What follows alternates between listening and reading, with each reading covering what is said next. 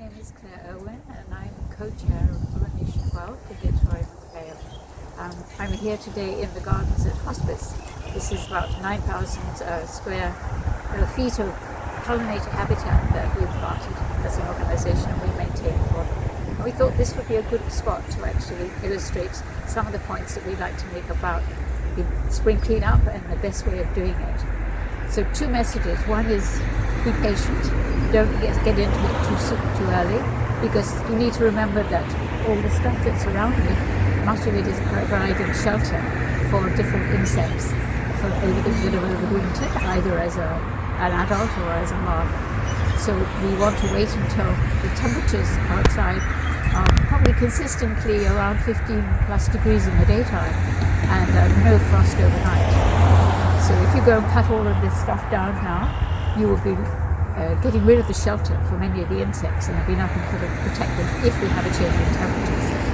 And the other thing is we want to show how by selectively cutting things down and being sort of thoughtful about it, you are then creating habitat for this coming season insects to find places to nest or food sources, etc. So we'll illustrate those points as we go around. So many insects, many native bees and other insects will nest in standing stems.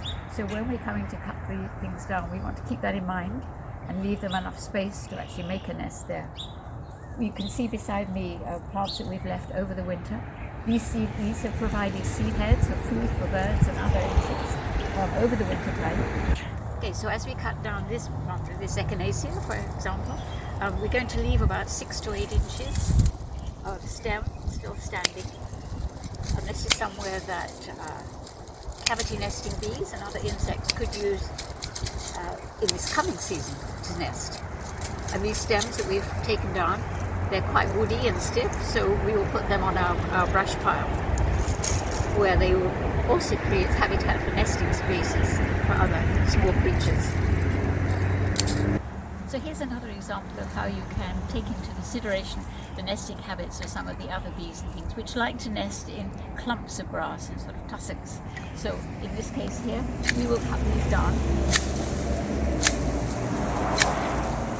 to remove the tall standing stems, but we'll leave the base at the base so that there is, and this is an area that can provide protection for lots of different insects, particularly the bumblebees, for example, may get in there to nest. So we all know that leaving leaves on the garden is good, it composts and helps to feed the plants, but these leaves are also a shelter for many insects over the winter. You can see here, we're just under the leaf litter here, and the small ladybug, able to enjoy the sunshine now. For many creatures as a place to a habitat and a place to nest or hide out is brush piles.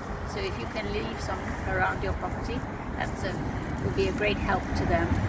You can do it in a secluded part of the garden, like here we kind of put them behind we have a cedar here. So once everything grows up in the garden here and things leaf out, it isn't visible at all, but it's very helpful for wildlife.